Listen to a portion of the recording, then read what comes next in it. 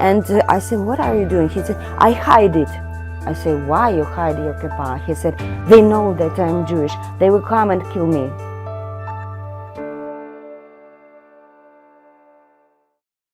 네, 안녕하세요. 지금 저희는 쥬이시에이전시를 통해서 알리야한 디아나, 우크라이나에서 오신 디아나와 함께 있습니다. 저희가 디아나를 이곳에 모신 이유는 디아나가 어떻게 알리야를 하게 됐고, 그리고 지금 어떻게 이스라엘에서 정착하고 계신지 이야기를 듣고 싶어서 모셔보게 되었습니다. Hello, Diana. Hi. I'm Diana. All my life I live in Ukraine, in Odessa. Odessa is a very beautiful city and very Jewish city, and very cool. It's the old one, and I have a very good life with my parents. I finished school, then to university, have 2 high degrees. And I grow up as a Jewish kid because we have a Jewish agency in Odessa, and all my friends always said that I am lucky because of that I'm Jewish. Why? Because in Soviet Union we don't have a good life and don't have nothing. All my friends are living in the streets, and not like living in the street. All their time was on the streets because they don't have what to do. As for me, I have a Jewish agency there. They give me education. I have English lesson. I have dancing. I have singing songs. So I was not live all my time in the streets, and I think this has helped me a lot for my future, because I was clever girl because of this. And then I have a lot of summer camps and winter camps by Jewish agency also, so I spent a very good time in my childhood. Then I grow up. I have 2 kids, and one day before the war, everybody tell, go away, it will be a war. All my friends from Israel, from America, they call me and say, go away, it will be war. I said, no way, no.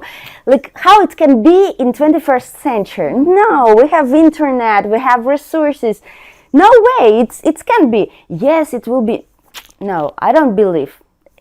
Even when I wake up in the morning from the bombing, I think maybe it's terrorist or something like this. Maybe it's not a war.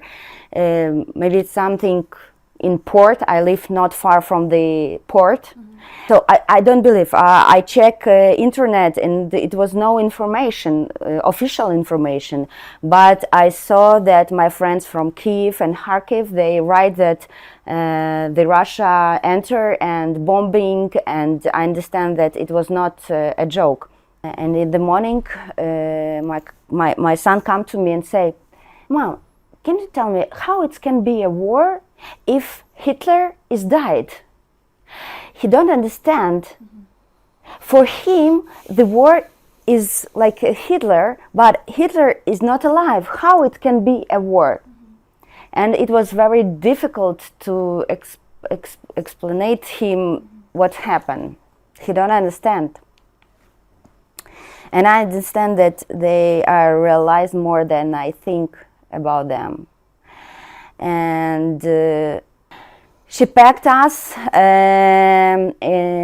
me and my kids. It was 1 suitcase and 3 bags. And we started to go to Romania. That morning, I remember it. The father take me to the bus. Look at me and say, everything will be okay. I said, okay. And it was, we can't speak because it was like something in our ear, and it was very difficult to speak. When we started to tell something, we started to cry. So we try not to speak, to be calm, and we look to each other, and father look at me and say, if it will be bombing, go to the floor, take your kids to the floor and cover them, and take a suitcase under you. To protect you. to protect you. But I tell you, I try, it's impossible. But it will be later. So it was the not last, but like that day, last words of my father. And we look to each other on the window and don't understand what will be next when we will see each other. It was like in a movie. I don't believe that I live in this. And we started to go to Romania, and we don't understand, we don't know who will take care of us there. It was the first days, and only people started to help. And then someone I forget the name, called me and said, hello, this is a Jewish agency, we're waiting you on the board of Romania, everything will be okay, we are there, so we are waiting, come. And it was one that I understand that, okay, somebody is waiting us. Phew, Baruch Hashem, okay. Then we come to the board, and it was a lot of cars, people, buses, and our bus can't come exactly to the board. And we go to the board, and we hear a very loud sound of bombing, yes. And border guardian yelled like, everybody on the floor, everybody on the floor. So I remember what my father said. I take my kids to the floor, cover them, and what I say, suitcase, it's not work. So I cover them, they began to cry. They was in the water, but we can't do nothing, and they started to cry, and what it is, what we will do. So I don't know what to say them. I called by FaceTime my father and speak with them. They're afraid, and in my head it was that like flashback, like my grandmother told me her story of Holocaust. And in that moment, it is very inside me, and I think that I'm in the same situation, what I will be doing. And but I think, no, you're not in that situation. And when we come to Romania, Bucharest, near Bucharest, the Jewish agency people are waiting. They help. We have documents, but a lot of people don't have documents, so they can get out from Ukraine without documents. But to be in Romania, they need something. So Jewish agency started to make documents to enter these people to Romania, and they rent us a hotel. And I was shocked because everything was for free. We live more than 1 week in hotel with the food. The first day they give us clothes, not wet. They give us psychology support, and started preparing our documents to make aliyah. And it was also difficult because I tell you, most of people don't have a document. No. And they make a very big job for this. It was not easy. Mm-hmm. But after one week, maybe 1 week and a half, they rent us a fly. Mm-hmm. And we come to Israel. But before the war, you never imagined to make aliyah? No. And after this, I make my life in Odessa, have a good job, have a kids. I have everything. I don't think about aliyah before. Mm-hmm. No. And when we come to Israel, the government with the Jewish agency, they give us also hotel for free. Because we have no places to live. We don't know the language. We don't know what we need to do with documents. And the most perfect what it was, because that we come to airport, and in airport, the 1 hour later, they give us the first our document, passport, that we are Israel. And it was so quickly, it was shocked. And it was very difficult first period of my life, and also thanks people from ጁ이시에이전시, because they help us with documents. To the bureaucracy of Israel is very, very hard. When you don't know even Hebrew, you can understand nothing. Like this started my aliyah. And I have one more question. You also having gone through the October 7th. Yes. So how did you feel? You means that in your life you needed to have this kind of unpleasant experience twice time. Yes, I never think. I never think that my kids will believe in war, but I never think that my kids will be living in two war. Yeah. Two war. They're too little to have a two war in their life. October 7th. Before of this, I started to live. I make a business. I take from China bicycles and started to sell it here. So I try to make my business. And in December, these bicycles need to come to Israel, and I need to start my business. I was so excited. And 7 October, it was holiday.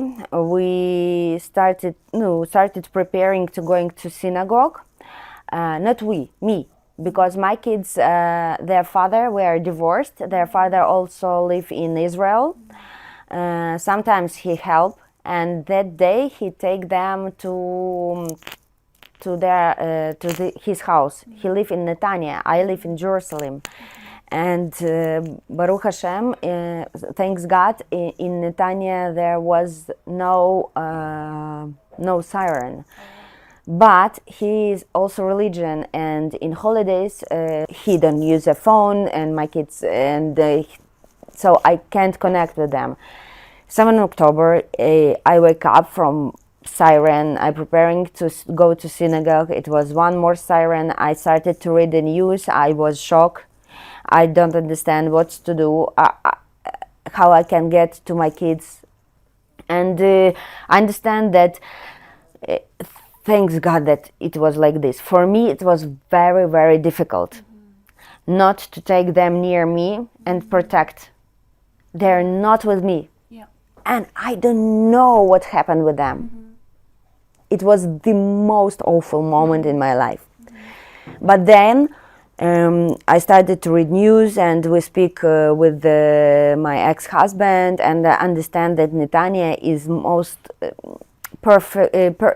protected now place for them. So after 1 week, I take them back to Jerusalem, and I live in Pisgat Ze'ev. Pisgat Ze'ev is the place where we're inside, and here is territories. You know what does mean territories? It's the place where Arabians live, and some of these places after wall, big wall. So they're like, they call it Palestine. At the West Bank. And not only afterward, there is places also living in Arabian, and we don't understand what can happen. One day we're going for a walk, and we was in the center of Jerusalem, and the siren started, and we ran to the shop, and in the shop the woman said that she don't have a shelter.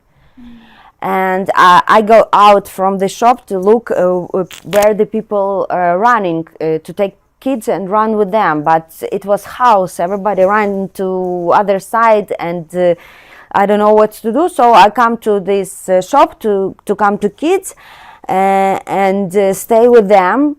And the youngest one was like this, with the big eyes, look at me, afraid, and the oldest one cry very. He make like this, you know, when you cry very. When the siren, we hear the boom. We don't know it was inside Jerusalem or outside, because when it's outside, it can be, because where is nothing in Jerusalem, they can make boom, it's okay. I said, okay, 10 minutes after siren, left, okay, let's go. And I looked to my oldest one, and my kids go with kippah always. Where is your kippah? He said, one moment, and started to looking it in the things, in the food. There was food, and I said, what are you doing? He said, I hide it. I said, why you hide your kippah? He said, they know that I'm Jewish. They will come and kill me. Why? At that moment, I understand that it's a problem for them to live in a second war, and we have a big work after the Ukrainian war with psychologists, but I understand that this coming, we need something, and psychologists and protection, because it's not okay. He said, like, you need to see his eyes. He was so afraid. He was like, his eyes was very big, and he said, they kill me, they know that I'm Jewish, they will kill me, they will kill me. He is 11. He was 11. And then I found a volunteer section, and they bring us to Poland.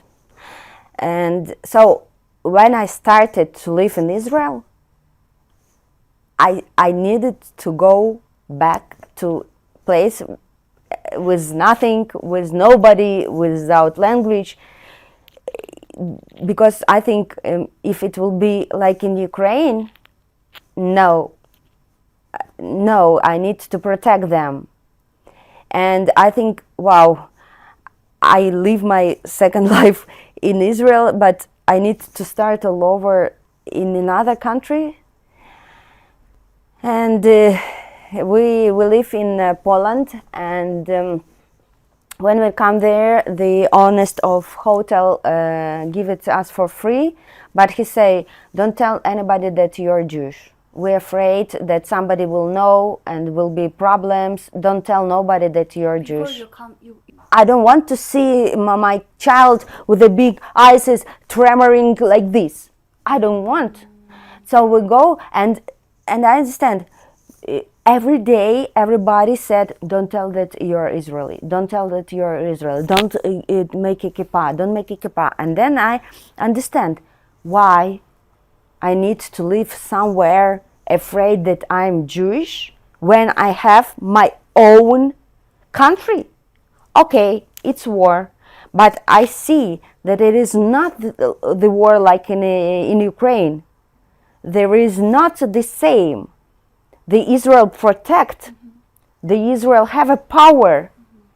So I speak with my kids, say them everything, and we agree with each other that this is time to come back. That this is not normal to live in place where everybody say, don't tell anybody that you're Jewish. Why?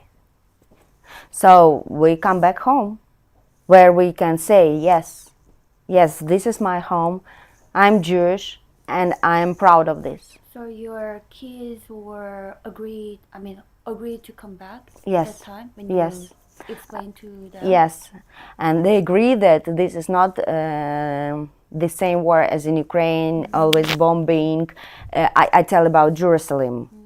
Not about the territory near Lebanon or Gaza. I tell about Jerusalem.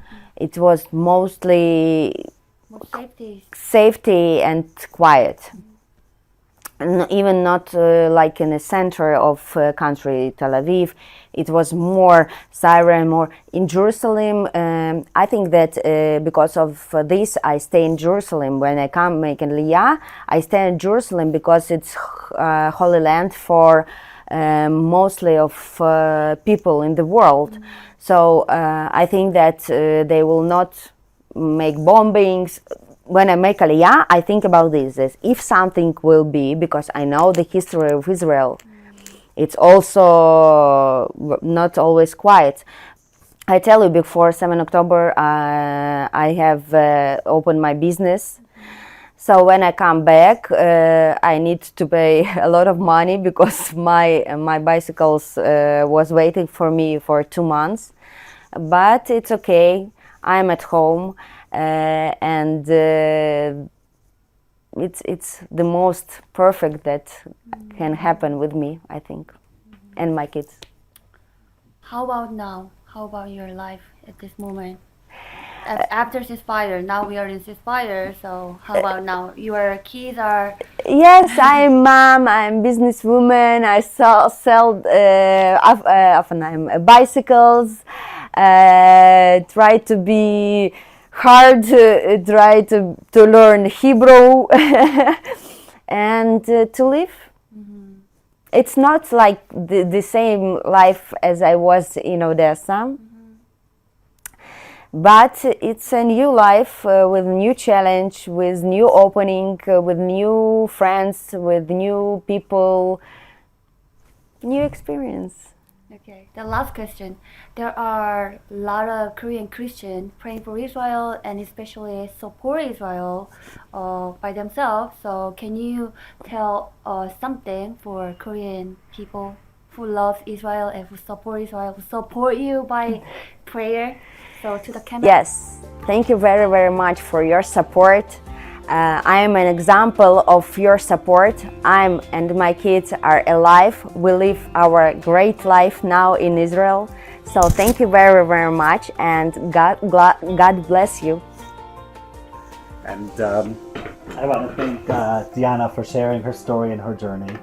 She's one of the thousands and thousands of brave people that have made aliyah and come to Israel. We wish her and her family the best. Amen. And we thank the One New Man family, because here you see all of your support and Jews who've helped come to Israel and save their lives. So everyone should be with shalom, with peace. 원뉴맨패밀리 주로